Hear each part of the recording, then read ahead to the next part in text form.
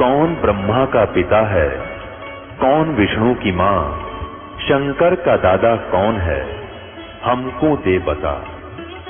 ये जानने के लिए कृपया सुनिए। जगत गुरु तत्वदर्शी संत रामपाल जी महाराज के अमृत वचन सर्व पवित्र धर्मों के पवित्र शास्त्रों के आधार पर।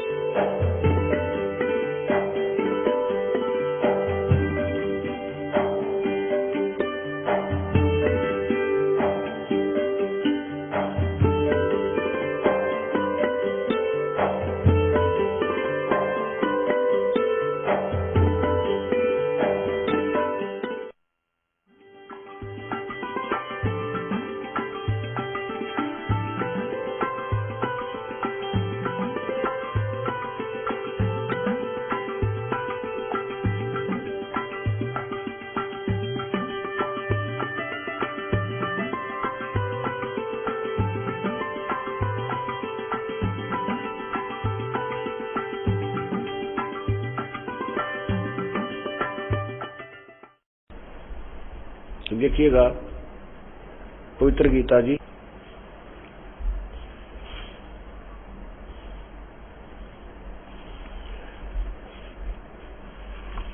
अध्याय नंबर 15 और श्लोक नंबर आपने 16 सुन लिया, फिर देख लिए। इस संसार में नासवान और अविनाशी, क्षर पुरुष नासवान, अक्षर पुरुष अविनाशी, ये दो प्रकार के पुरुष हैं यानी प्रभु हैं। संपूर्ण प्राणियों के शरीर नासवान और अविनाशी, जीवात्मा भी अविनाशी कहा गया है। इसी प्रकार अब आगे बता 17 में मैं क्लियर कर दिया कि उत्तम पुरुष है तू अन्य है। उत्तम पुरुष है तू अन्य, वो पुरुषोत्तम तो कोई और ही है, वो सच्चा भगवान वास्तविक प्रभु तो कोई और है, श्रेष्ठ प्रभु। और परमात्मा इति उदाहरते, जिसको भगवान कहा जाता है, परमात्मा। और यह लोक त्रयम अविश्य विभर्ति अवय ईश्वर, जो लोक त्रयम तीनों लोकों में प्रवेश करके सबका धारण पोषण करता है, वो अविनाशी ईश्वर है, अवय ईश्वर है। अब इससे ये सिद्ध हो गया कि अवय ईश्वर कैसे कहा इसको, और तीनों लोकों का धारण पोषण करने वाला कैसे है वो परमात्मा, वो देखिएगा। ये गीता जी अध्याय नंबर 15 के श्लोक 1 में कहा है कि ऊपर को जड़ तो पूर्ण परमात्मा है, नीचे को तीनों गुण रूपी शाखा है।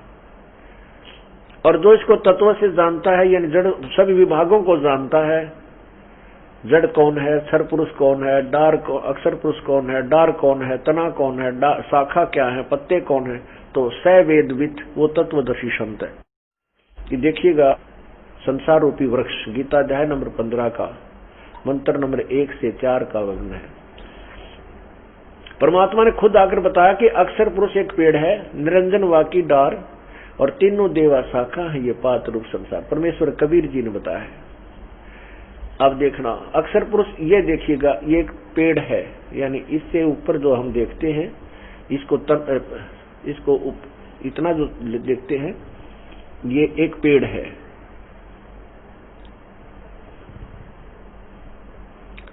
ये एक पेड़ उल्टा लटका संसार रूपी वृक्ष है, जो जड़ से बाहर दिखाई, जमीन से जो बाहर दिखाई देता है वो पेड़ कहलाता है।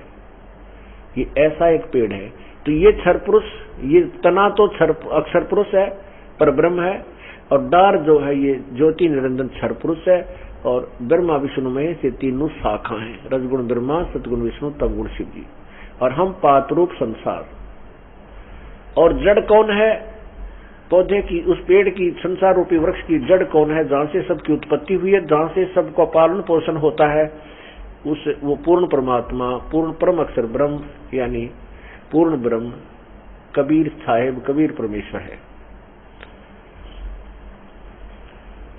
अब देखो जड़ से ही पेड़ को खुराक मिलती है, वो तना में, तना से डार में, डार से शाखाओं में, शाखाओं से फिर आगे हमारे पास आती है। तो गीता जी अध्याय नंबर 15 के श्लोक 17 में स्पष्ट कर दिया है कि उत्तम पुरुष तु अन्य परमात्मा इति उदाहरते यह लोक तरम आविश्य विभर्ति अवैश्वर है।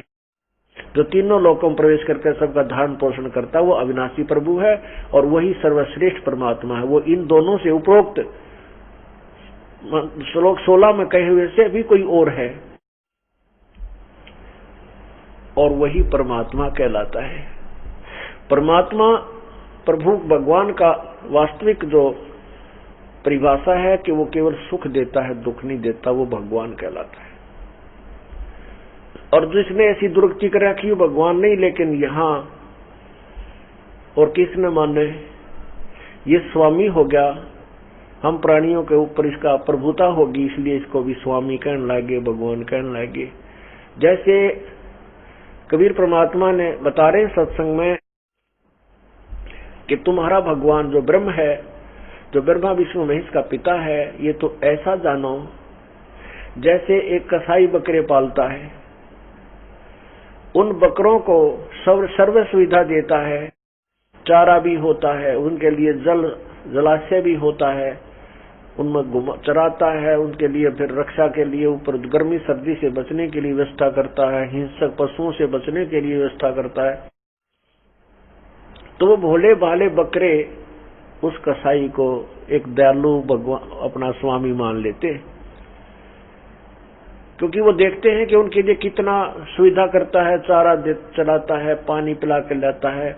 और वो कसाई आकर के उन बकरों के ऊपर हाथ फेरता है, वो तो देखता है कै किलो का हो गया, कितने का बिकेगा, और वो उससे प्यार करते हैं, अपना मालिक समझ के हमें खाने पीने की सुविधा करता है, हमारी कितनी ध्यान रखता है, केयर टेक कर रहा है, वो उसको प्यार करते हैं, ऐसे चाटते हैं जीभ से और लाड ऊपर को पैर लगा देते हैं, सीने से लगाना चाहते हैं। लेकिन उन भोली आत्माओं को ये नहीं पता ये थारा शत्रु है, ये किस लिए पाल रहा तुम्हारे को। उनकी इतनी बुद्धि काम नहीं करती। फिर जब उनके आते हैं ना ग्राहक कि आज 20 बकरों का मांस चाहिए, वो लेकर डंडा और ऐसे हाँक लेता, निकाल लेता उनमें से। वो ना देखता किसका बेटा, किसकी बेटी, किसकी माँ, किसकी बान है, वो तो एक हाँक के मार के और अपना काम चला लेता है। ऐसे ही यहाँ का ब्रह्म, ये भगवान, ये ब्रह्मा विष्णु महेश के पूज्य पिताजी, ये ऐसा ही समझो जैसे यहाँ हम देखते हैं, देख भगवान ने कितना सुंदर व्यवस्था कर रखी है, सेब संतरे काजू किशमिश कितने अच्छे फल और मेवा हमें दी है, जमीन के अंदर कितना शीतल जल, कितना स्वादिष्ट जल है, झरने बह रहे हैं, कैसी सुंदर हवा चला रखी है, और कितनी व्यवस्था खुली पृथ्वी दे रखी है। हमने सोचा है भगवान के, तो भगवान ने पड़ा है, इतनी सुविधा दे रखी है खाने के लिए, पीने के लिए, नहाने धोने के लिए, हैं, और संतान पैदा करने के लिए ठाट कर रखी है।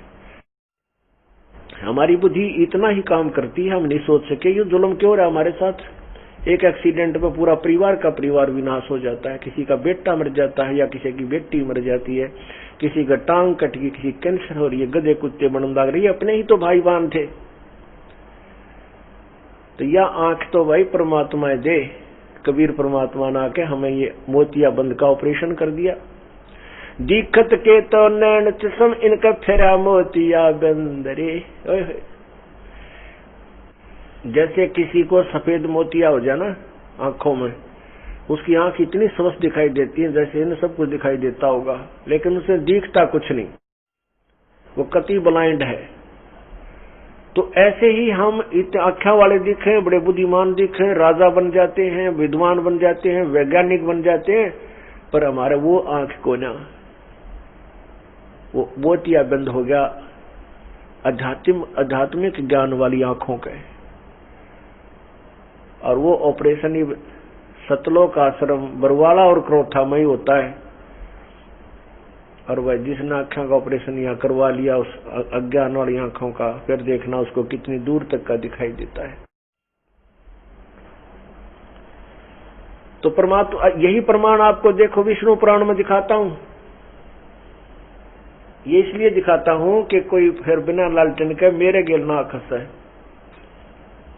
ये लालटेन दिखानी मुझे पग पर जरूर होगी।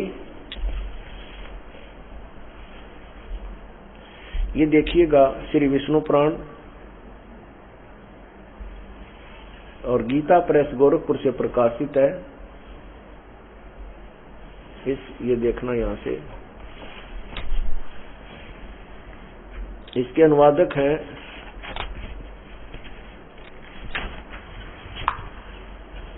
श्री विष्णु पुराण, अनुवादक श्री मुनीलाल गुप्त, प्रकाशक एवं मुद्रक गीता प्रेस गोरखपुर। अब देखिएगा, बिल्कुल शुरू में ही सारी सच्ची कह रखी है इस काल और विष्णु के विषय में। काल उर्फ विष्णु, काल इसको विष्णु भी कहते हैं क्योंकि वो विष्णु रूप धारण भी कर लेता है, ब्रह्मा का रूप धारण करके धोखा देता है, शिव का रूप धारण करके धोखा देता है। अब देखिएगा श्री विष्णु पुराण, जो अभी आपको दिखाया था उसमें निशान नहीं लगे हुए थे, अभी इसमें मैंने 10 निशान लगा रखे हैं फुर्सत में। ये वही है, गीता प्रेस गोरखपुर से प्रकाशित है। यहाँ देखिएगा, ये प्रश्न नंबर 4 पे अध्याय नंबर 2 श्री विष्णु पुराण अध्याय नंबर 2 है। ये नीचे देखिए 4 पृष्ठ पे।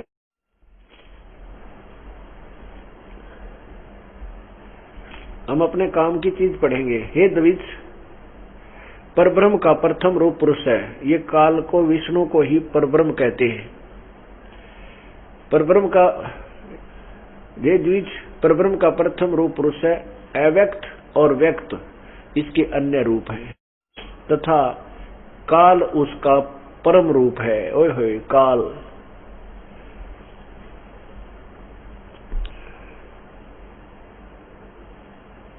ये देखना अब 5 पृष्ठ पे।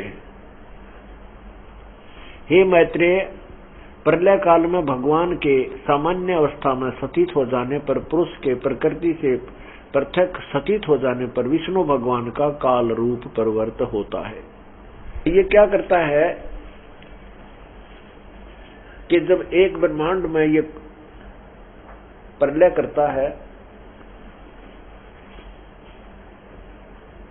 प्रलय कई प्रकार की है, तो एक प्रलय ये करता है जब नीचे के ब्रह्मलोक को छोड़ करके अन्य लोक विनाश में आ जाते हैं, ब्रह्मा विष्णु महेश मर जाते हैं, और दुर्गा से ये अलग होकर के अपने 21वें ब्रह्मांड में चला जाता है। दुर्गा का अपने आलोक में रहती है कुछ समय के लिए। तो ये कहा कि इस काल, विष्णु कहो चाहे परब्रह्म कहो, इसको काल कहो, क्योंकि ये अज्ञानतावश ये पुराणों के वक्ता उस काल को भी कभी विष्णु कह रहे हैं, क्योंकि ये विष्णु रूप भी धारण कर लेता है। कह रहे हैं कि उसका एक प्रथम रूप तो भगवान है, पुरुष है, और परम रूप उसका काल है। अब प्रथम रूप पुरुष माने भगवान के साथ दिखाई हो, जैसे काल है वो कसाई है, उन बकरों को दयालु स्वामी दिखा था, लेकिन असली तो उसका रूप कसाई है। ऐसे ही ये ब्रह्म, ये क्षर पुरुष ज्योति निरंजन, ये सदाशिव महारूप काल रूपी ब्रह्म, ये यहाँ व्यवस्था की है वे जैसे पृथ्वी पर कितनी सुंदर आहार दिखे हैं, शीतल दल, शीतल हवा, तो यूं तो प्रथम तो दिखा जानो भगवान से, भगवान में पड़ा है, बड़ा दयालु है, कितनी सुविधा दे रहा हमारे को, और फिर वो बिरान माटी करे हमारी, या बेटा मर रहा, किसी की बेटी मर गई, कुणबा का कुणबा गानी होगी, तो ये इसका परम रूप है। परम रूप इसका काल है, वास्तविक रूप इसका काल है। जैसे कसाई बकरे पालता, उसका वास्तविक रूप तो काल कसाई है।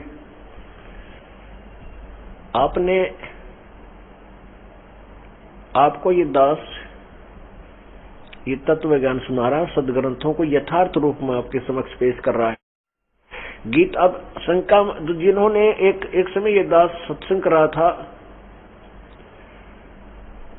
वहां उदयपुर में, वहां एक Sanskrit double MA in Sanskrit, MA in English, और लेक्चरर था वो किसी विद्यालय में, महाविद्यालय में, और वहां से वो रिटायर होकर के आया हुआ था। उसने हमारा सत्संग सुना और उसको वो उंगलियों पर याद थे ये श्लोक वो सत्संग सुन रहा और टीवी पे देखा, उसमें प्रोजेक्टर नहीं था, हम टीवी पे दिखाया करते। फिर हम सत्संग के बाद बाहर बैठ के नीचे आकर के तो वो हमारे पास आया और वो कहने लगा, महाराज जी जो आपने गीता को समझाया ये तो बोला कोई आज तक विद्वान नहीं समझा सके। और फिर उसने के बात कही, नो बोला यो तो मैं ऋषिदानंद भी नहीं समझा सका। अरे तेरा गजब हुआ, किस तो तोल रहा तू? मैं ऋषिदानंद कैसे ना बेरा था, वो तो वही सूखा लोक वेद तो मैं ऋषि पाक रहा था, वो कुछ भी ना था। वो तो ना वो आध्यात्मिक ज्ञान जाना था, ना कोई समाज सुधार का ज्ञान था, तो भांग पिए पड़ा रहा करता। संस्कृत का ज्ञान था, क्योंकि बचपन से ब्राह्मण कुल में जन्म था और बचपन से उनको ये रट्टा संस्कृत का लगवा दिया करते, पढ़ाया करते थे, उनको घुटा दिया करते थे। इस कारण से वो संस्कृत बोला करता, इसलिए लोगों ने उसको विद्वान मान लिया। वो ना जाना था कैक है भी।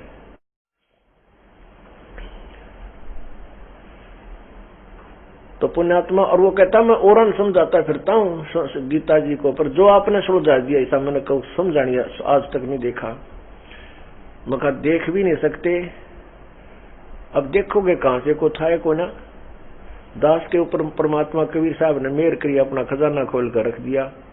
और ये सदग्रंथ जो एक पहाड़ बने हुए थे, आज पहली के कायदा बन गया हमारे लिए। गीता और वेद, ये पुराण, कुरान, बाइबल हमारे लिए पहली का कायदा बन गया। इसमें कोई विशेष बात नहीं, क्योंकि ज्ञान है इसमें। लैंग्वेज का अंतर था, जिसको हम नहीं पढ़ सकते उसको हमारे लिए पाठ था। अब उन्होंने स्वयं ही अनुवाद भी कर रखा, हम तो हिंदी खूब पढ़ सकते हैं। और ऐसे भी बच्चे जो संस्कृत भी पढ़ लेते हैं, और दास आपके सामने या चाबी लगा के खोल देता, देख लो। अब हम क्या सुना करते, लोक वेद सुना करते, ब्रह्मा विष्णु महेश अजरो अमर है, और ब्रह्म सर्वशक्तिमान सर्वेश्वर अमर, यानी जो ब्रह्मा विष्णु महेश से जिनकी थोड़ी बुद्धि ऊपर उठी वो ब्रह्म को फाइनल मान रहे थे। तो ये गीता ज्ञानदाता ब्रह्म कहता कि मैं तो लोक वेद के आधार पर पुरुषोत्तम कहलाता हूं। मैं पुरुषोत्तम नहीं, पुरुषोत्तम तो कोई और है जो 15वें अध्याय के 17वें श्लोक में कहा, 15वें अध्याय के 18वें श्लोक में उस जो प्रसंग ये दास बता रहा था वहां उदयपुर वाला, तो उस विद्वान ने मुझे कहा कि देखो 15वें अध्याय के 18वें श्लोक में कहा कि इस लोक वेद में मैं पुरुषोत्तम प्रसिद्ध हूं। मैं बोला पहले तो लोक वेद की डेफिनेशन सुन। कबीर परमात्मा कहते हैं, पीछे लग गया जाऊं था मैं लोक वेद के साथ, रस्ते में सतगुरु मिले यो दीपक दे दिया हाथ। कबीर परमात्मा आप ही परमेश्वर हैं, आप ही यहाँ आकर के तत्वदर्शी संत की भूमिका की, सतगुरु की भूमिका की, और स्वयं ही एक दास की भूमिका, स्वयं ही एक परम संत की भूमिका की। उस भूमिका के अधिकार आधार पर वो कह रहे हैं कि जैसे आप लोगों को समझा रहे हैं कि मैं वो तो नहीं कहीं साधना अन्य कर रहे थे, पर हम जो साधना कर रहे हैं हमारे लिए बता रहे कि जन साधारण उस लोक वेद पर आधारित होकर जो सुना सुनाया अक्षेत्रीय ज्ञान है, जो वास्तविकता से दूर है, उसके आधार पर साधना कर रहा था। और जब सतगुरु मिले, ये तत्व ज्ञान रूपी दीपक दे दिया, तो फिर हम तुरंत उस ज्ञान को पटक के और ज्ञान को ग्रहण कर लिया। पीछे लग गया जाऊं था मैं लोक वेद के साथ, रस्ते में सतगुरु मिले भाई दीपक दे दिया हाथ। ये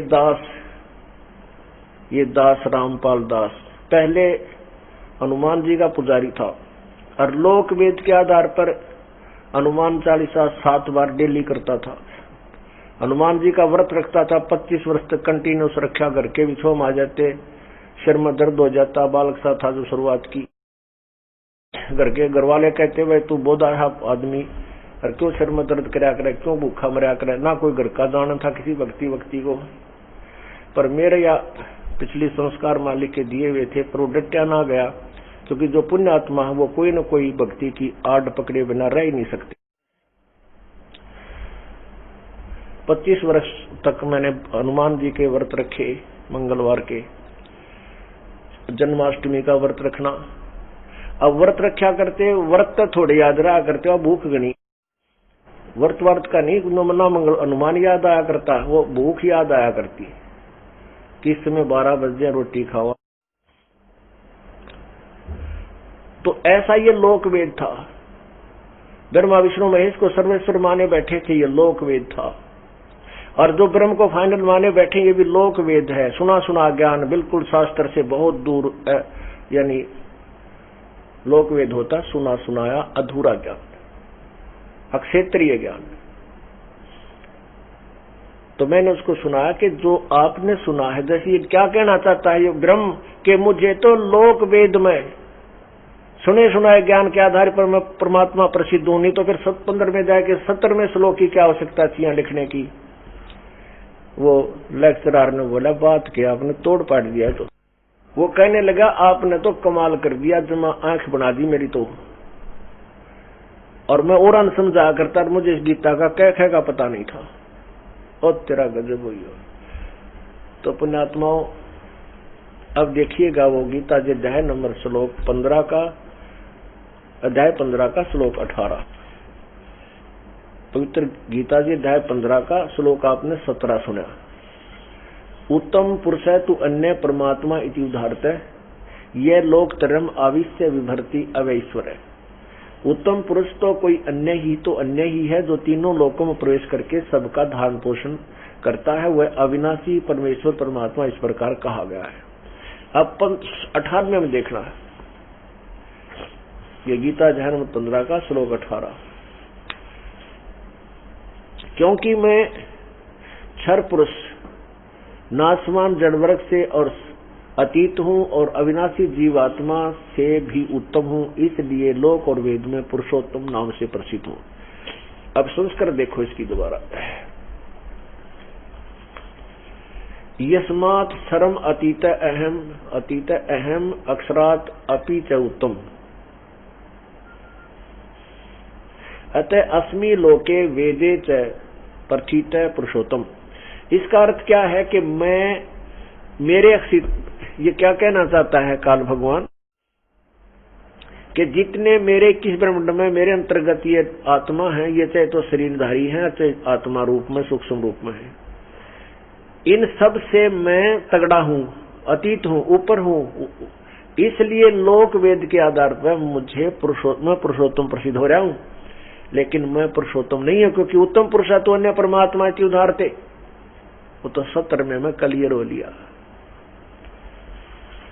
तो पुण्यात्मा समझदार व्यक्ति ने तो देर लग नहीं, इतनी भी देर नहीं है, और सुई की नोक टेका इतना इसमें कोई मीन मेख नहीं कोई निकाल सकता, यानी ये तत्व ज्ञान है।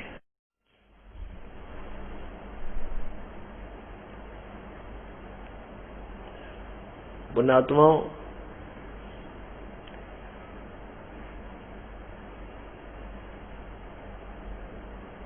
आज इस समागम का अंतिम दिन है। भक्तजन दूर दूर से आए भी होते हैं, इनको जाना भी होता है, इसलिए दिल तक रहा कि 2 घंटे और मंडारों में सुनाए जाऊं, क्योंकि तो बहुत नया ज्ञान है और बार बार सुनाने दिल करे, आपका सुनने को दिल करे जब अंधेरा हटेगा। लेकिन आने वाले समय में आपको सुना। अब इससे पहले आपको परमात्मा की एक विशेष महिमा सुनाना चाहते हैं, आप देखकर दंग रह जाओगे, क्योंकि अब समर्थता का पता चलेगा उस पूर्ण परमात्मा का। हमारे पास एक भक्त, हमारे भक्त हैं, उसके विषय में आपको मैं उनके द्वारा दिया हुआ लिखा हुआ जो अपनी परमात्मा के नाम पर लगने के बाद उनको क्या लाभ हुआ वो सुनाता हूं, और वो यहीं बैठे हैं, उनको आपके साक्षात भी करवाता हूं। भक्त हवा सिंह जी ऊपर आ जाए, और साथ में वो बेटा जिसकी आंख परमात्मा ने ठीक की है, जो डॉक्टरों ने भी मना कर दिया था कि इसकी आंख निकाली जाएगी, वो परमेश्वर कबीर जी ने स्वस्थ किया, वो आपके सामने सुना दिखाते हैं। वो उस बच्चे को भी यहाँ ले आवे, और वो उसके साथ उसकी माँ या और उसका दादा या पिता जो भी है वो ऊपर आ जाए।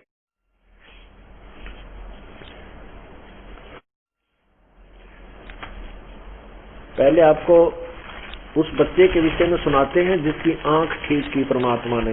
आप देखिए, कबीर परमात्मा कहते हैं वेद हमारा भेद है, मैं मिलूं वेदन से नाही, और जौन वेद से मैं मिलूं वो वेद जानते नाही।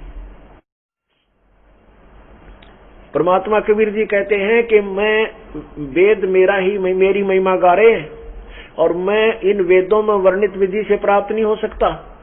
और जिस विधि से जिस ज्ञान में जिस वेद में मेरे पाने की विधि लिखी है वो तत्व ज्ञान को, ये वेदों में नहीं है, वो इन चारों वेदों में नहीं। जौन वेद से मैं मिलूं वो वेद जानते नहीं। आपको यजुर्वेद, आपको ऋग्वेद, ऋग्वेद मंडल नंबर 10 और सूक्त नंबर 161 का। अब कहते परमात्मा कहते हैं वेद मेरा भेद है, वेद जो है मेरी महिमा बताते हैं, पर मैं मिलो वेदों से नाही, इन चारों वेदों से मैं मिल नहीं सकता, ये मेरे गुणगान करते हैं। और जिस वेद से मैं मिलूं ये वेद जानते नहीं, वो तत्व ज्ञान है, तत्व वेद है। अब देखिएगा ऋग्वेद मंडल नंबर 10, ऋग्वेद, ये देखिएगा महर्षि दानंद सरस्वती मंडल 1 से 6, श्रीपाद दामोदर सातवलेकर मंडल 7 से 10, इन्होंने अनुवाद किया है। अब देखना इस मंडल नंबर 10 के सूक्त नंबर 161 में और मंत्र नंबर 2 में कितना स्पष्ट किया है। ओह, ये देखिएगा दसम मंडल मंडल नंबर 10 ऋग्वेद भाष्यम, इन्हीं के द्वारा अनुवादित है। ये मंत्र नंबर 2 क्या बताते हैं, ये संस्कृत के बाद इन्होंने अनुवाद किया है, ये संस्कृत है इसकी भाषार्थ। यहाँ यदि रोगी की अक्षीण आयु हो गई हो, यदि वह इस लोक से चला गया हो यानी मर गया हो, और यदि वह मृत्यु के पास पहुंच चुका हो, तो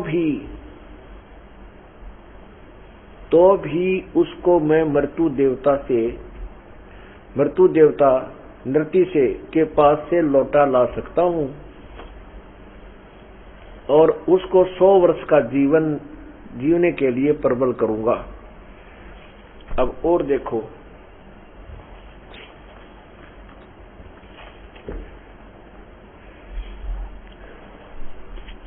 ऋग्वेद मंडल नंबर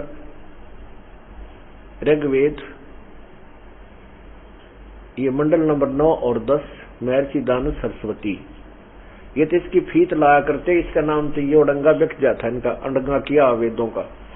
वेद ज्ञान सही है, इनके द्वारा अनुवाद बिल्कुल अधूरा सधूरा है, फिर भी ये है प्रकाशक हैं आर्य सर्व आदेशी कार्य प्रतिनिधि सभा, महर्षि दानंद भवन, रामलीला मैदान, नई दिल्ली। तो ऐसे इनके द्वारा अनुवादित है। ये देखिएगा इसमें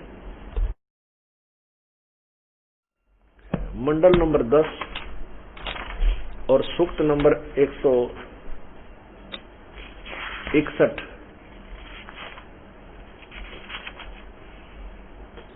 ये देखिएगा 161 सूक्त है, ऋग्वेद मंडल नंबर 10 सूक्त नंबर 161, मंत्र नंबर ये 2। इसमें भी यही प्रमाण दिया है भाषार्थ, यदि रोगी नष्ट जीवन शक्ति वाला हो गया है, हाँ यहाँ देखो, यदि रोगी नष्ट जीवन शक्ति वाला हो गया है, यदि अथवा सीमा से परे चला गया है, यदि मृत्यु के समीप पहुंच गया ही है, तो भी उस रोगी को मैं वैद, अब देखो इन्होंने अड़ा दिया मैं वैद, ये कोई दवाइयां की किताब है, ऋग्वेदी तो भगवान के बारे में बता गया है। कष्टपद रोग से पंजे से छुड़वा लाता हूं और 100 शरद ऋतुओं तक यानी 100 वर्षों तक जीने के लिए इसको बलयुक्त करता हूं। अब ये जो इन्होंने अपनी अड़ंगा बीच में अड़ाए बिना इनका काम चलता कोई ना, क्योंकि इनका ज्ञान कराना था, दुनिया को गुमराह करना था। अब आपको दिखाते हैं, ये देखिएगा एक और अनुवादकर्ता ने, इन्हीं के आर्य समाज के ही अनुवादकर्ताओं ने, एक और अनुवादकर्ता ने इस ऋग्वेद का अनुवाद किया है, वो देखिएगा। क्योंकि सबसे पहले ये अंधेरा हटाना आवश्यक है कि वेद सही बता रहे हैं, क्योंकि ये लोग कहते हैं जो विरोधी हैं, विपक्षी हैं, जो भगवान से दूर रखना चाहते हैं जन समाज को, वो कहते हैं रामपाल तो संस्कृत ना जानता, वो क्या जाने वेदों के बारे में। जैसे कबीर साहब के बारे में वो नाड़ी कहा करते, मैं नहीं जानता, आपने अनुवाद कर रखा है, हम तो हिंदी पढ़ कर सुना रहे हैं आपको। ये देखो, ये है ऋग्वेद द्वितीय भाग, और किसका अनुवादित है ये?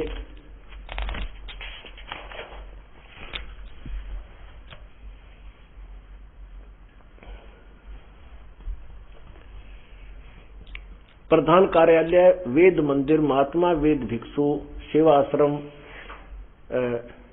लेखराम नगर, इब्राहिमपुर, मुखमेलपुर, दिल्ली। और ये कहां से प्रकाशित है? दान संस्थान, नई दिल्ली, प्रकाशन, यहां से प्रकाशित है। और इसकी प्रकाशक कौन है? पंडिता राकेश रानी। अब इसी में देखिएगा ऋग्वेद मंडल नंबर 10 का सूक्त नंबर 161।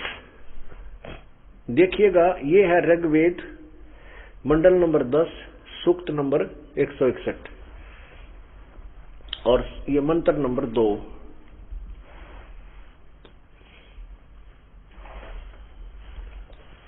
ये है मंत्र नंबर 2।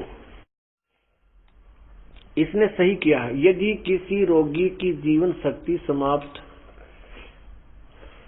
समाप्त हो, यदि वह सीमा से भी परे हो गया है, यदि वह मृत्यु के सन्निकट चला गया है, तो भी उसे मैं बाहरी कष्टप्रद रोग के पंजे से मुक्त कराऊं तथा उसे 7 वर्ष यानी 100 वर्ष का जीवन हेतु बल संपन्न करूं। यदि रोगी की जीवन शक्ति समाप्त हो गई है, इन्होंने भावार्थ किया है, यदि रोगी की जीवन शक्ति समाप्त हो गई हो है और उसका रोग सीमा को पार कर गया है, तो भी परमात्मा उसे इस कष्टप्रद रोग से मुक्त कर 7 वर्ष यानी 100 वर्ष का जीवन दे सकता है। ये बिल्कुल सही किया इन्होंने। अब 2 अनुवादकर्ताओं ने इन्होंने कर रखा, पानी कुछ छिड़ दे, आपात इनके करे हुए ही को आगे आप तक बता रहे हैं कि इन्होंने चाहा तो है इसको गुमराह करना और वेदों के अनर्थ करना चाहा है, लेकिन सत्य फिर भी छुपी नहीं। अब वो परमात्मा कबीर है जिसके विषय में वेद अपने बता रहे हैं।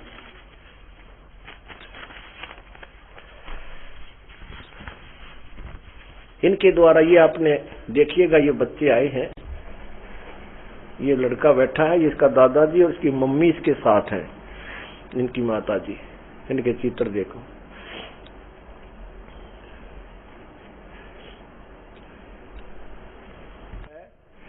इस देख बेटा, ऊपर कैमरे का नहीं देख, इसकी आंख देखो कितनी स्वस्थ और साफ है।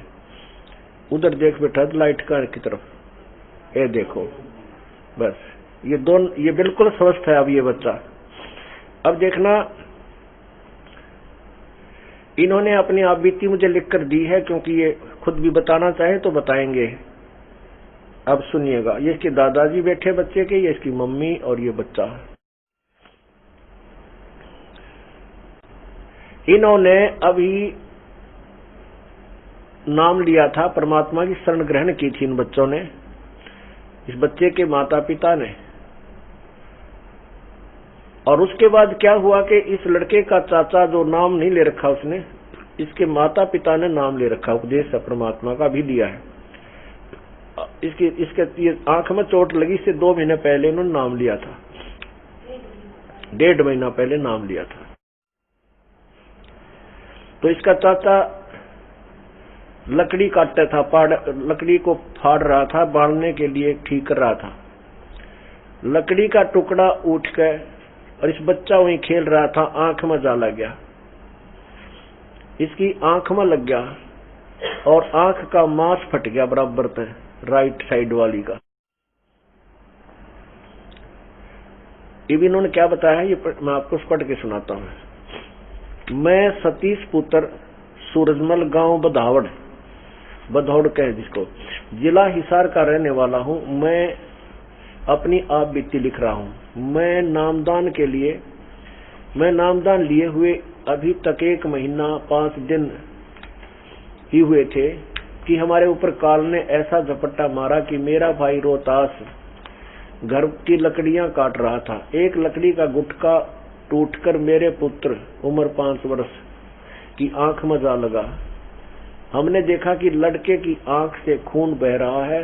हमारे हाथ पांव फूल गए। अब हम क्या करें? तब हमने बच्चे को हिसार के गायत्री आई केयर में दिखाया। डॉक्टर ने आंख को देखा और बताया कि आंख की हालत बहुत खराब है, बहुत बुरी तरह मांस निकला पड़ा है। मेरे पास इसका कोई इलाज नहीं है। आप बच्चे को जिंदल आई हॉस्पिटल ले जाओ, शायद इसका वहां पर इलाज हो। वहां जाने पर डॉक्टर ने चेकअप करके बताया कि आंख पूरी तरह खत्म हो चुकी है, तथा कहा कि इसका ऑपरेशन तो हम कर देंगे, लेकिन दिखाई देगा या नहीं इसके बारे में हम कुछ नहीं कह सकते, और खर्च भी ज्यादा ही आएगा। हम घबरा गए। हम वहां से भी चले आए और हमने इलाज नहीं करवाया, तथा फिर सतलोक आश्रम बरवाला में गुरुजी की शरण में आ गए। गुरुजी को सब बात बताई। गुरुजी ने कहा, जब बच्चे को दिखेगा ही नहीं तो ऑपरेशन किस चीज का करेंगे? आप सब बंदी छोड़ पर विश्वास रखो, बंदी छोड़ सब ठीक करेगा। बंदी छोड़ ने तो मुर्दों को जीवित किया है। हम 2 दिन तक आश्रम में रहे। बच्चे को कोई फायदा ना देख हमसे नहीं रहागा। फिर हम बच्चे को लेकर राधा स्वामी चैरिटेबल हॉस्पिटल में लेकर गए।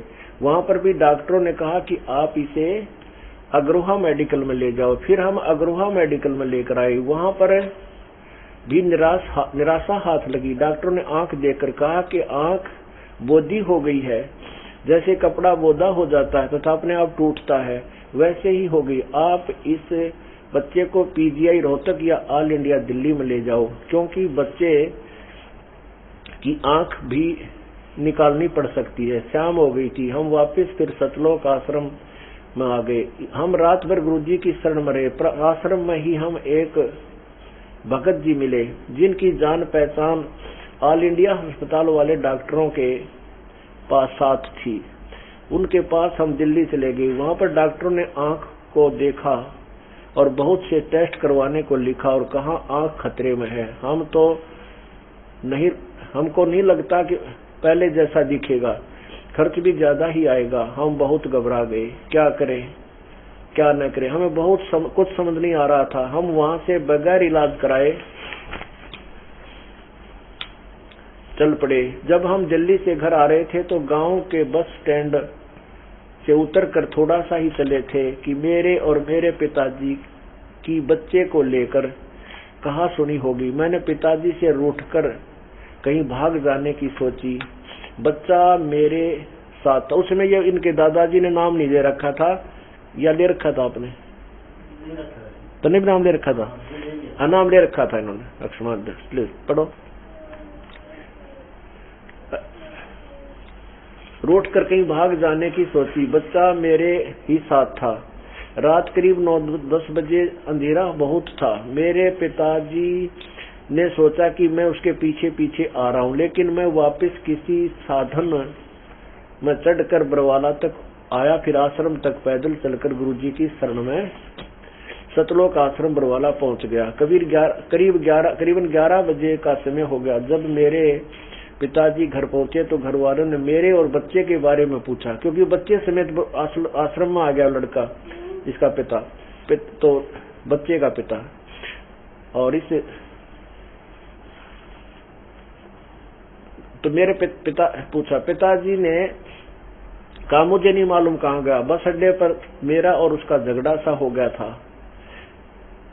इस पर जिन चाचाओं ने नाम नहीं ले रखा था, उन्होंने पता नहीं क्या क्या कहा और कहने लगे करवा लो रामपाल जी महाराज से इलाज, हो गया ना थारा नाश।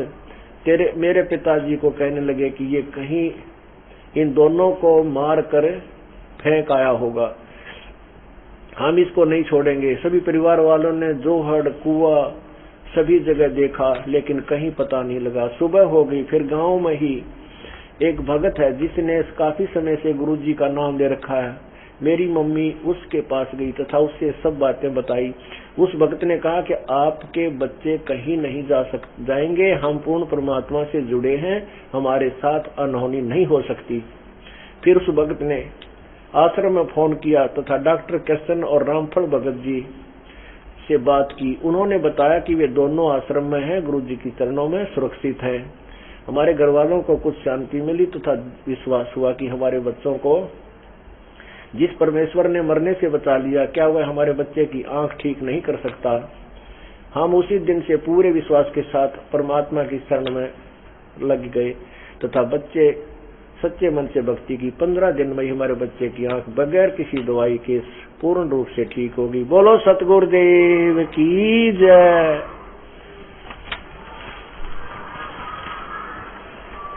बंदी छोड़ कबीर साहेब की जय। अब इसके साथ ही इन्होंने ये टेस्ट लगाए हैं, ये देखिएगा पुण्यात्माओं, ये देखिएगा राधा स्वामी चैरिटेबल हॉस्पिटल, ये है अमरजीत नाम है इस लड़के का, उम्र 4 वर्ष लिखी है और दिनांक है, ये है दिनांक 14/11/2008 और ये है राधा स्वामी चैरिटेबल, वही उसी के आगे बहुत सी टेस्ट हैं। ये Jindal hospital, Jindal institute of medical sciences, उसमें भी गए ये है आई केयर, गायत्री आई केयर इंस्टीट्यूट हिसार में, यहाँ भी दिखा है।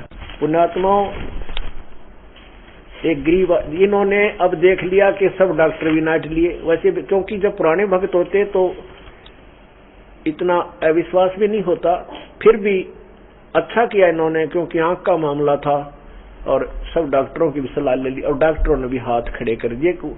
दिखने की कोई गारंटी नहीं, आंख का ऑपरेशन कर देंगे, बदलनी भी पड़ सकती है। अब देखिएगा इन बच्चों का, खड़े होकर आप अपना बताओ बच्चे, देखो ये बैठी बैठी बता देते हैं। कुछ बताना चाहेगी बेटी, बोलो कुछ बताना चाहेगी, जो मैंने बताया है ये सही है, देखो इसकी तरफ कर, जो मैंने बताया है ये सही है, तुम बताओ इसके दादाजी, क्या नाम आपका? जो मैंने बताया ये ठीक है ना? हाँ, ये इसके, आपका क्या नाम है? उसको दे सूरजमल ने। हाँ भाई, आपका क्या नाम है? सूरजमल। अब जो ये मैंने बताया पढ़ करिए, आपकी सही है ना ये? और कुछ कहना चाहते हो इसके विषय में? अच्छा ठीक है, परमात्मा, हाँ ठीक है। अब देखो, जाओ बेटा फिर ले जाओ बच्चे को, हैं? हैं?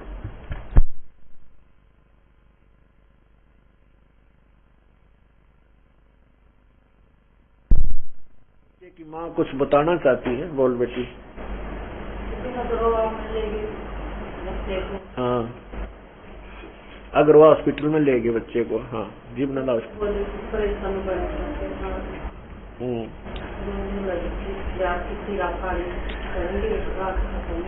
हाँ, ऊपर न कर ले इसमें बेटी, अपने मुंह का सारा ऐसी।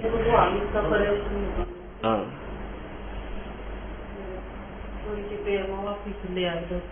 ऑपरेशन आंख गई, इसकी ऑपरेशन नहीं हो सकता, डॉक्टर ने बोले ये आंख गई, इसकी ऑपरेशन भी ना हो सकता। 2-3 दिन तक रोटी भी ना खानी पाए, भगवान रोटी जब खाओ। भगवान मेरे को सपने में दिखे कि अपनी गोदी में बैठा रहे थे बच्चे को। ओए होए होए। बेटा रो मत, ये अपने आप ठीक होगी, भगवान ने ठीक कर दी। बोलो सतगुरुदेव की। कौन भगवान दिखे बेटी तने? गुरु जी आप दिखे। ये बेटी कह रही है कि परमात्मा कबीर जी इस दास के रूप में बच्चे को लिए हुए दिखाई दिए। बेटी रो ना, तेरा बेटा बिना ऑपरेशन के ठीक हो जाएगा। बोलो सतगुरुदेव। बस बेटा।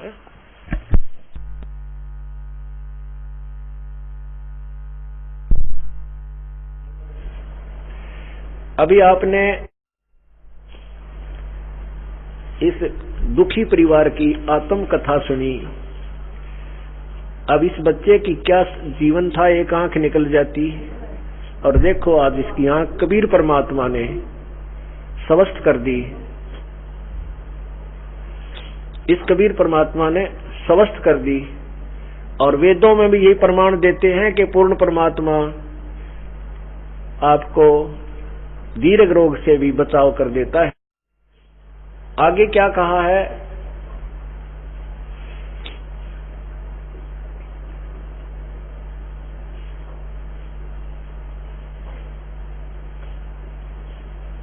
ऋग्वेद मंडल नंबर 2, ऋग्वेद मंडल नंबर 10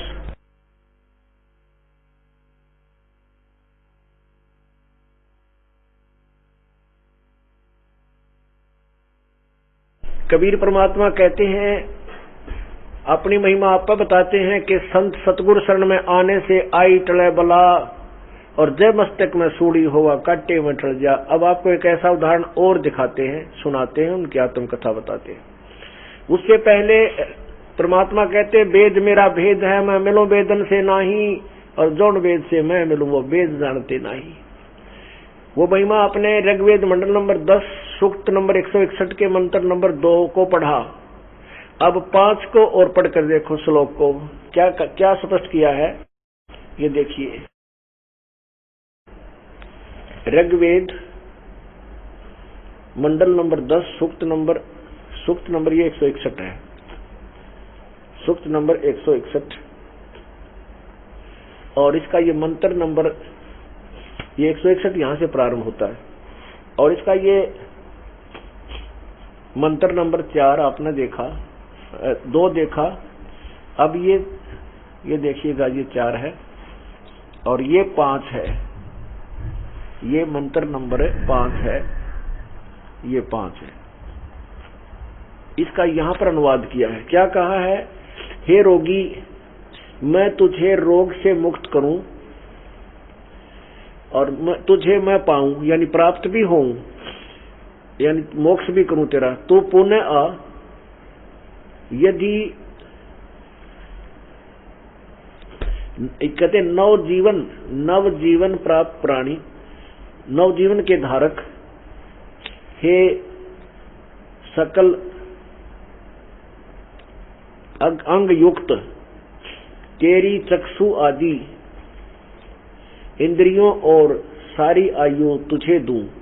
कहने का भाव ये है कि भगवान के विषय में वेद बता रहे हैं कि हे रोगी, हे मेरी शरण में आने वाले नवजीत, यानी जैसे नवजीवन प्राप्त प्राणी परमात्मा बहुत कष्टों से भी टालते हैं, कहीं मौत होनी उसको बचाते हैं। कहते तू मेरे में समर्पण कर, यदि तेरे संस्कार वश तेरी आंख भी खराब होनी हो, तेरे को मैं वो आंख भी दोबारा दे दूं, तेरी आंख भी 100 वर्ष तक दान कर दूं, यानी तुझे 100 वर्ष तक दिखाई दिला दूं।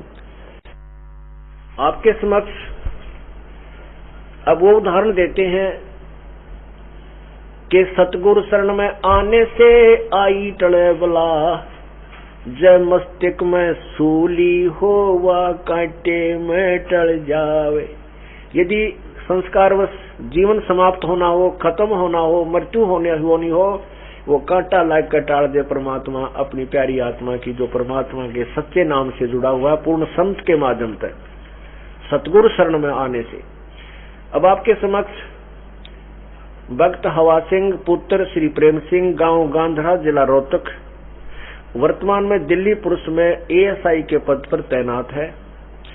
ये अपनी आप बीती सुनाएंगे इनके साथ क्या घटना घटी। अब श्री आवाज सिंह जी बताएं अपनी। सत्साई बोलो सदगुरु देव की जय। मैंने पहले जो है आशाराम बापू का नाम ले रखा था, तो वहाँ पे उस टाइम जो है हमारे ऊपर काफी परेशानियां थी, दुख थे, और मेरे बेटे को जो है दौरे पड़ते थे, बेटी को भी दौरे पड़ते थे, और उसकी वजह से हम काफी परेशान थे। यहाँ की वैद्यों से, डॉक्टरों से और ये झाड़ फूस करने वाले भूत प्रेत वालों से सबसे जो है उसका इलाज करवा लिया, परंतु कहीं भी ठीक नहीं हुआ।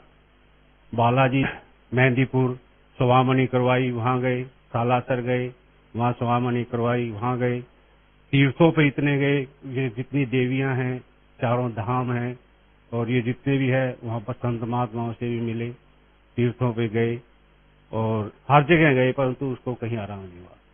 बेटा सूख करके काटा होता चला गया, यहाँ तक कि एक रोटी पूरे दिन में थोड़ी थोड़ी करके खिलाते थे, और थोड़ा एक गिलास दूध थोड़ा थोड़ा करके पूरे दिन में पिलाते थे। उसकी जो छाती की पसलियां ऐसी एक एक गिन लो ऐसी होगी जैसे एक बच्चा सूख करके काटा हो जाता है ना, जिसका सूखन रोग जिसको कहते हैं, ऐसे हो गया बिल्कुल, और हम बड़े परेशान हो गए। कोई भी इसको किसी प्रकार का भी आराम नहीं हो रहा था।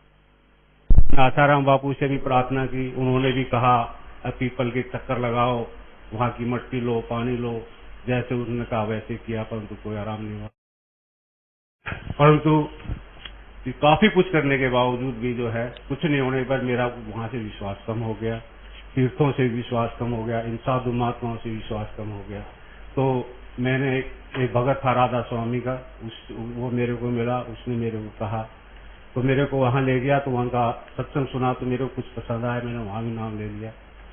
वहां भी मेरे को कोई फायदा नहीं हुआ, न ही मेरे को ज्ञान अच्छा लगा, न ही वही जो है पूर्ण जो है विश्वास नहीं हुआ। इसके बाद गुरुजी के बारे में मेरे जो भाई हैं उन्होंने बताया, तो और कहा कि यहाँ आप आ जाओ, बेटे को ले आओ, यहाँ तो मरे हुए जिंदा हो रहे हैं, और यहाँ पे आकर के वो ठीक हो जाएगा।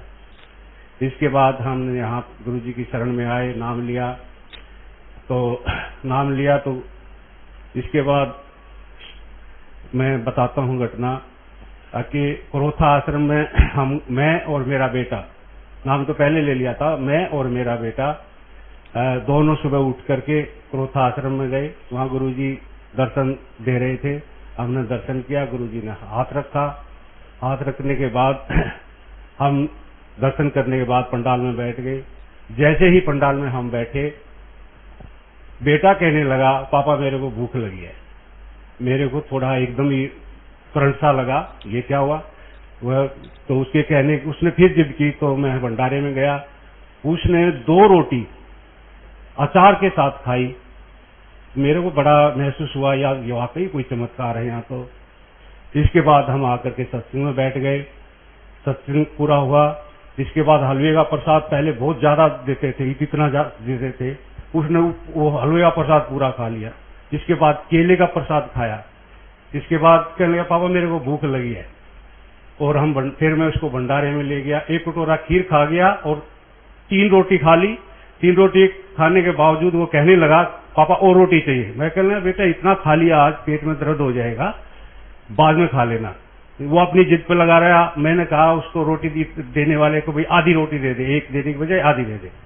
तो गुरुजी की जैसी भी कृपा रही हो, उसने आधी रोटी खाते उसका पेट भर गया और उसने आगे नहीं खाई, और उस दिन से उसको दौरे बंद हो गए, बेटी के दौरे बंद हो गए। बोलो सतगुरुदेव की बंदी छोड़ कबीर परमेश्वर जी की जय। सत साहिब इवागे आज तो उसको कोई दौरे नहीं पड़े। और एक बार हमने कुछ दिन के बाद वहां नरेला में आ गए। नरेला में आए हुए 1 महीना ही हुआ था कि जन्माष्टमी का दिन था, तो सबकी लाइट आई हुई थी, हमारी लाइट नहीं थी। तो करीबन रात के 9-10 बजे का समय था। तो मैं लाइट को चेक करता करता हुआ ट्रांसफार्मर में चला गया।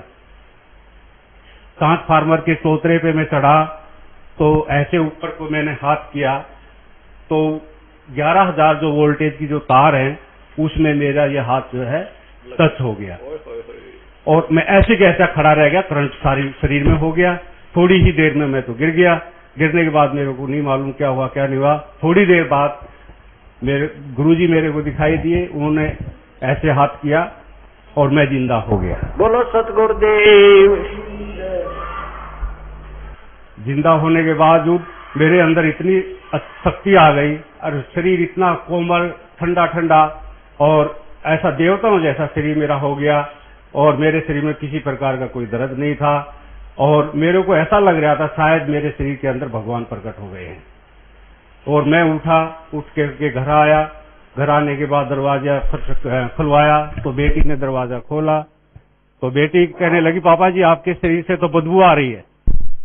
तो जैसी उर्दू, हाँ, जले हुए की बदबू आ रही है। तो लाइट उस टाइम आ चुकी थी तो उसने लाइट में देखा तो पापा तेरे तो आपके तो हाथ भी जले हुए हैं, पैर भी जले हुए हैं। तो मैंने भी देखे, मैं बड़ा आश्चर्य हुआ। तो मेरे कोई दर्द ही नहीं था और इतने में तो तहलका मच गया, सब इकट्ठे हो गए। सब कहने लगे नर्सिंग होम में ले चलो, नर्सिंग होम में ले चलो। मैं कहने लगा मेरे को कुछ नहीं हुआ, मेरा तो शरीर पहले से ज्यादा ताकतवर और ठंडा ठंडा स्वस्थ एकदम, ऐसा जैसे मेरे शरीर में कोई रोग ही न हो और देवताओं जैसा बिल्कुल शरीर हो रहा एकदम, और जैसे ऐसा लग रहा है मेरे को जैसे भगवान प्रकट हो रहे हैं हमें। तो मैंने कहा नर्सिंग होम में जाने की कोई जरूरत नहीं, ऐसा करो 100 नंबर पर टेलीफोन कर दो, पीसीआर आ जाएगी और हॉस्पिटल ले जाएगी, वहां पट्टी वट्टी हो जाएगी और इससे ज्यादा कोई जरूरत नहीं है। इसके बाद 100 नंबर पर टेलीफोन कर दिया, हॉस्पिटल में गए, पट्टी वट्टी कर दी गई। डॉक्टर साहब ने हालात देखते कहने लगे ये तो सीरियस केस है। जाते तो पहले उन्होंने पट्टी वट्टी जो भी कुछ कहा, इंजेक्शन लगाए, ईसीजी करा, जो भी कुछ उन्होंने अपना करना था किया। करने के बाद कहने लगे कि हम आपका सीरियस केस है और आपको बड़े हॉस्पिटल में भेजना पड़ेगा।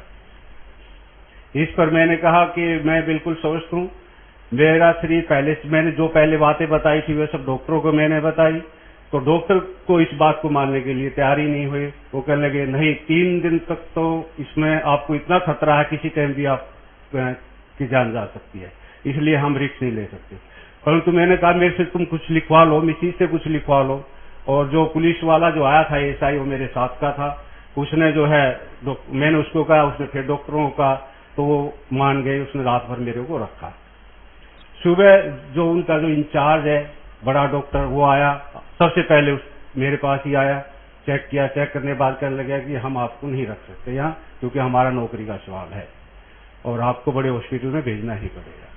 मैंने कहा मैं ठीक है, भेजना चाहते हो तो भेज दो, वैसे मैं बिल्कुल स्वस्थ हूँ, मेरा तो शरीर बिल्कुल देवताओं जैसा है और ऐसा लग रहा है मेरे अंदर जैसे भगवान प्रकट हो रहे हैं।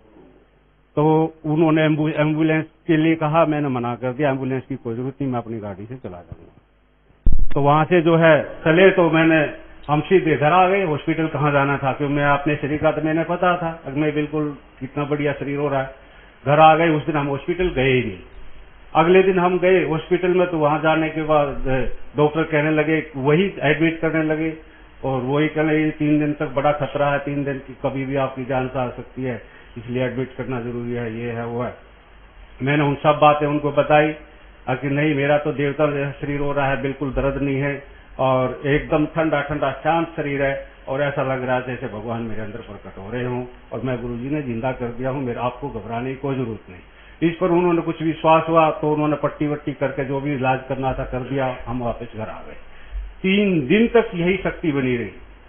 3 दिन के बाद ये शक्ति चली गई तो एक सामान्य शरीर हो गया और आज मैं धीरे धीरे वो ठीक हुआ। आज मैं बिल्कुल स्वस्थ हूँ, बेटा भी स्वस्थ है और बेटी भी सब हैं और हर तरह से सुखी हैं और भगवान की दया से, गुरु महाराज जी की कृपा से आज मेरे पास प्रॉपर्टी भी 2 करोड़ के करीब है और कोई कमी नहीं है। आपकी उंगली जो कैसी ये जो मेरी ये हाथ है, ये आप जो देख रहे हो, ये उंगली कितनी गई उसी दुर्घटना में, जल गया था पूरा शरीर, पैर तक।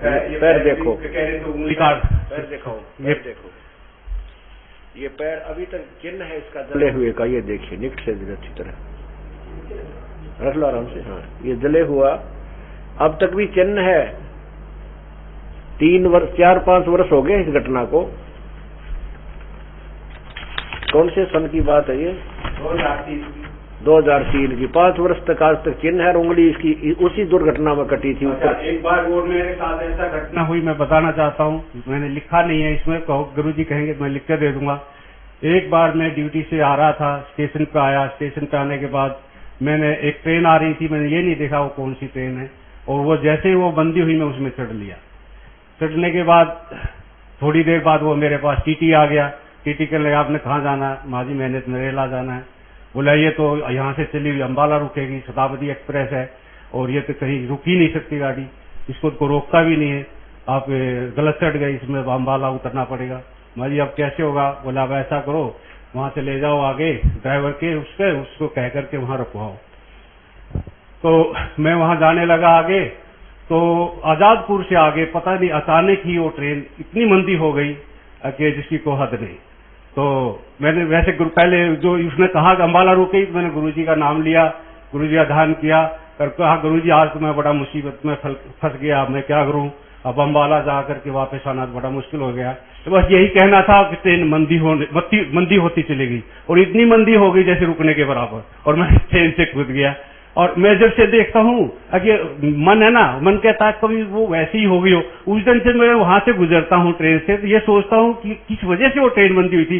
उस दिन के बाद कोई भी ट्रेन वहां मंदी नहीं हुई, क्योंकि सतगुरुदेव की जय। मैं महसूस करता हूँ गुरुजी का नाम ले, ऐसी मुसीबतों में गुरुजी एकदम आगे रहते हैं, एकदम सामने रहते हैं, पास रहते हैं और मदद करते हैं। सत साहिब पुण्यात्माओं, अभी भक्त वासिंह जी ने आपने आपको अपनी आप बीती बताई कि पहले ये श्री आसाराम जी के शिष्य भी थे, वहां से उपदेश भी ले रखा था, उनके द्वारा बताई सारी साधना भी करते थे, और इनके घर के भूत भी ना निकले, और तो समस्या समाधान बहुत बाद की बात है। पुण्यात्माओं, एक एक परिवार जो हमारे परमात्मा के कबीर परमेश्वर के इस दास के माध्यम से शरण में है, और जिसने 4-5 वर्ष हो गए हैं, वो अभी तो इसके 5-4 और प्रमाण बताने रह गए होंगे मन में। ये तो डांट दिया मैंने। एक एक परिवार को इतना सुख दे रखा परमात्मा ने, उनका थूक सूख जाता भगवान के गुण गाते गाते। इतने परम शक्ति युक्त हमारे कबीर परमात्मा है। तो पुण्यात्माओं, ये वो पूर्ण परमात्मा है, कबीर परमात्मा, कबीर परमेश्वर। क्या कहते हैं, जैसे हम आते हैं, नाम ले लिया, हमने सोचे हैं कल हमारा ये वासंग जैसे सारे सुख हो, परमात्मा कहते होंगे। क्या कहते हैं, धीरे धीरे रे मना, धीरे सब कुछ हो, माली सीते सो गड़ा, वह समय आए फल हो। जैसे हमने आम का पौधा बीजना है, तो उसको बीजेंगे, आम के पौधे को बीजेंगे, उसकी सिंचाई करेंगे और इंतजार करेंगे कि वो बड़ा हो जाए, और बड़ा होने के बाद फिर आम का पेड़ देखना आपको कितना फल देगा। आप भी खाओगे, पड़ोसी भी तोड़ ले जाएंगे, रिश्तेदार भी छका देगा। कहने का भाव यह है कि कुछ इस परमात्मा के सतभक्ति रूपी पौधे को आपने बीजा है, इसको थोड़ा समय दो, भगवान को बड़ा होने दो, फिर देखियो कितने सुख देगा। बोलो बंदी छोड़ कबीर परमेश्वर जी की जय।